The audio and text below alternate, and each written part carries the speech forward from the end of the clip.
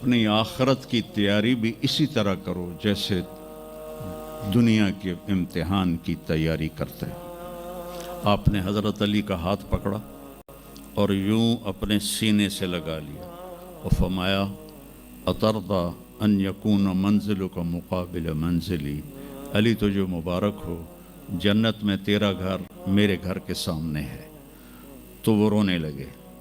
لیکن یہی علی جن کو خوشخبری ملی ہے کہ تیرا گھر میرے گھر کے سامنے ہوگا، کسی کو یہ خوشخبری نہیں ملی سوائے مولا علی کے، وہ رات کی مناجات میں روز تڑپتے روتے ہوئے یہ کہتے تھے آہن آہ من قلت الزاد و بعد السفر و وحشت الطریق، ہائے اللہ، ہائے اللہ، ہائے اللہ، میرے پاس عمل تھوڑا ہے۔ تھوڑے عمل والے کا گھر نبی کے گھر کے سامنے بنتا ہے؟ میرا عمل تھوڑا ہے، رستہ تنہا ہے، کبھی دیکھا نہیں اندیکھا ہے، یا اللہ پتہ نہیں میرا کیا بنے گا۔ یہ روز کی پکار اور مناجات تھی۔ اور پھر دنیا کو کہتے الیہ تغررتی، دنیا تو مجھے دھوکہ دیتی ہے، ہی ہاتھ غری غیری، چل دفعہ ہو جا کسی اور کو دھوکہ دے، میں بتتو کی ثلاثہ، میں تمہیں 3 طلاق دے چکا۔ تو جن لوگوں نے آخرت کو بنا لیا وہ کامیاب ہیں، اور جن لوگوں نے آخرت کو نہ بنایا تو وہ کچھ بچے ہڈ بلوں کی ویسے نام لے لیا ہے، سیر کے لیے گئے کشتی کی، تو وہ کہنے لگے ملاح سے چاچا تنو کیمسٹری آمدی؟ اس کہ پتر اج ہی نہ سنیا کی ہوندی ہے۔ اس کہ تینوں پتہ نہیں ایسی سپیریئر یونیورسٹی دے سپیریئر لڑکے آئیں، سانو ساری کیمسٹری دا پتہ ہے۔ دوسرے نے پوچھا چاچا تو فزکس پڑھی ہے؟ اس کہ میرا بچہ میں تو اج ہی نہ سنیا، ساری حیاتیہ بیڑی بائی ہے۔ کہ چاچا تیری ادھی زندگی چلی گئی، ادھی زندگی ختم ہو گئی، سانو ایک اسی سپیریئر دے سپیریئر بچے، ساڑا برائٹ فیوچر۔ اتنے چھک موج آئی تے کشتی ہوئی ڈاواں ڈول۔ اس کہ پترو ترنا سکھیا ہی نے،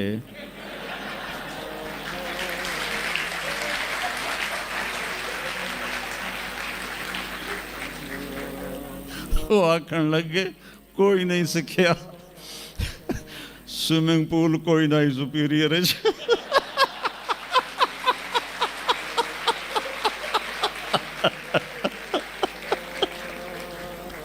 تو وہ ملا کہنے لگا پترو میری تو ادھی گئی تو تہاڈی ساری گئی۔ تو میرے بچوں مرتے وقت ایسا نہ ہو کہ تم کہہ رہے ہو ساری برباد ہوگی۔ اپنی زندگی، اپنے نبی کی زندگی پڑھو۔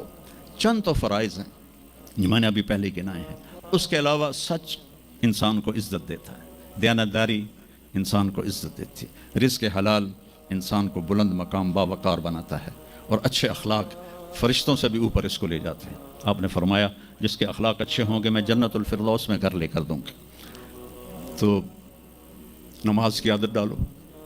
کچھ بچے جی نہیں پڑھی جاندی، کچھ دن میں کوئی ایک نماز ضرور پڑھو، جمعہ پڑھو ایک نماز ضرور، پھر وہ 2 ہو جائیں گی، پھر وہ 3 ہو جائیں گی، پھر وہ 4 ہو جائیں گی، پھر وہ 5 ہو جائیں گی۔ میں نے جتنوں کو بھی یہ نسخہ بتایا وہ سارے اللہ کے فضل سے، گورنمنٹ کالج میں میرا تھا ساتھی، تو وہ پھر شفٹ ہو گیا انگلینڈ، تو کوئی 40-45 سال بعد اس سے ملاقات ہوئی، یہاں پاکستان آیا ہوا تھا۔ تو میں نے کہا کہ نماز پڑھتے ہو؟ کہنے لگا نہیں۔ جمعہ؟ کہنے لگا نہیں۔ تو میں نے کہا اچھا ایسا کرو، ایک نماز شروع کر دو اور ایک جمعہ شروع کر دو۔ یہ ایک فرد کا واقعہ نہیں، ایسے میں ہزاروں بچوں پر بچیوں پر تجربہ کر چکا ہوں، اور وہ 5 وقت کے نمازی بن گئے۔ تو 2 دن کے بعد فون پہ بات ہوئی تو کہنے لگا یار تو میں نے ایک دسی آئی میں تو پنجے شروع کر دیتی ہیں۔ وہ ڈرنکنگ بھی کرتا تھا، کالج کے زمانے میں بھی کرتا تھا۔ کہنے لگا لو جب میں نے نماز شروع کی تو میں نے کہا میری توبہ، میں شراب کو بھی ہاتھ نہیں لگاؤں گا۔ نماز ایسی چیز اپنی زندگی، اگر کسی کے لیے رخصت ہوتی تو حضرت امام حسین علیہ السلام کے لیے رخصت ہوتی میدان کربلا میں، لیکن کیا جنت کے سردار، جنت کے نوجوانوں کے سردار، اور جنگ سے پہلے اونگ آ گئی اور آنکھ کھلی تو مسکرانے لگے، تو بہن زینب علیہ السلام نے پوچھا یہ کوئی ہنسن دا ٹائم ہے، اتنی تو مصیبت آئی کھڑی؟ کہا بہن اللہ کے نبی خواب میں آئے ہیں، فرما رہے ہیں بیٹا میں لینے کے لیے آ چکا ہوں۔ تو اب یہ نماز نہ پڑھتے تو ٹھیک تھا، اتنا تو قتل و غارت چل رہا تھا، لیکن جو ہی ایسے سورج ڈھلا تو آپ نے زہیر تھے آپ کے رائٹ سائڈ پر جھنڈا اٹھانے والے، اور لیفٹ پر تھے حبیب، اور درمیان میں تھے عباس اپنے بھائی۔ تو آپ نے زہیر کو بلایا، کہا یہ شمر سے کہو تھوڑی دیر رک جاؤ میں نماز پڑھ لوں۔ تو زہیر نے شمر سے کہا، تو شمر نے کہا ہم جنگ نہیں روکیں گے، ہم سر اڑائیں گے۔ تو انہوں نے واپس آ کر کہا جی وہ انہوں نے جنگ روکنے سے انکار کر دیا ہے، اللہ کی قسم اب ان کے لیے کھلی اجازت تھی کہ یہ چھوڑ دیں اور سر کٹا دیں، لیکن آپ نے فرمایا سر کٹ سکتا ہے نماز نہیں چھوڑ سکتی۔ آپ نے کہا آدھے لڑو آدھے نماز پڑھو۔ تو آدھوں کو جنگ پہ لگایا، آدھوں نے نماز پڑھی، پھر ان آدھوں کو جنگ پہ لگایا اور جو جنگ پر تھے انہوں نے ان کو نماز پڑھوائی، سب کو ظہر کی نماز پڑھوائی، اور عصر سے پہلے سب کے سر کٹ کے نیزوں پہ چڑھ چکے تھے۔ وہاں 1445 سال میں ایک واقعہ ہے جہاں نماز کی رخصت نظر آتی ہے، لیکن میرے نبی کے نواسے نے ایک مثال قائم کی، پوری امت کو ایک پیغام دیا کہ زیر خنجر بھی یہ پیغام سنایا ہم نے، نماز نہ چھوڑو۔ کبھی قضا ہو جائے تو رات کو سونے سے پہلے قضا دے کے سویا کرو۔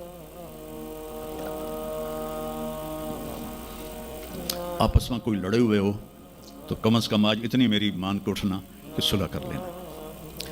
یہ کوئی بچیاں آپس میں کسی سے بول چال بند ہو، یا آپ بچوں کی آپس میں کوئی بول چال بند ہو، تو ایک دوسرے کو معاف کر دینا، اس سے آپ کے دلوں میں علم کی روشنی زیادہ آئے گی۔ آپ کے دل میں بغض ہوگا تو علم آئے گا نہیں۔ تو اگر اپنے حافظے کو اچھا کرنا ہے، اگر اپنے حافظے کو، تو دل سے سب کی نفرت نکال دو، اور پیٹ بھر کے کھانا نہ کھاؤ، اور اپنی نظروں کی حفاظت کرو۔ آپ کا حافظہ 16 سال والا رہے گا 70 سال تک۔ حافظے کو خراب کرنے والی یہ چیزیں ہیں۔ پھر جن سے پڑھتے ہو ان کو عزت دو، ان کا ادب کرو، ان کا احترام کرو۔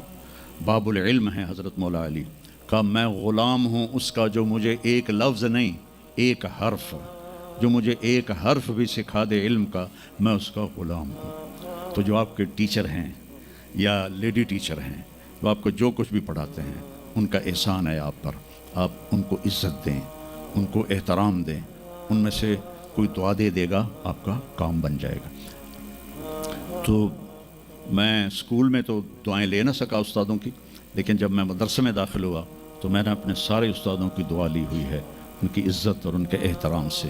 تو چونکہ آج کل بہت زیادہ آزاد ماحول ہو گیا ہے، تو وہ اپنے ٹیچر کو ایزی لیتے ہیں کہ کوئی ان کی بےعزتی کر دے، کوئی ان کے آگے بگڑ جائے تو اس کو برا نہیں سمجھا جاتا۔ لیکن بیٹا کتاب ایک ذریعہ ہے، علم آسمان سے آتا ہے، اور اس کے میں ذریعہ استاد ہوتا ہے۔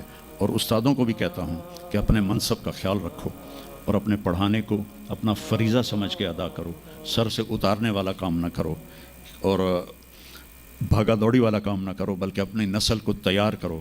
جس دن ہم اپنا علم یہیں سے حاصل کریں گے اور باہر یورپ جانے کی بجائے اپنے ملک میں ہمیں اپنا علم ملے گا، تو پھر ہماری عزت کا دور شروع ہو جائے گا۔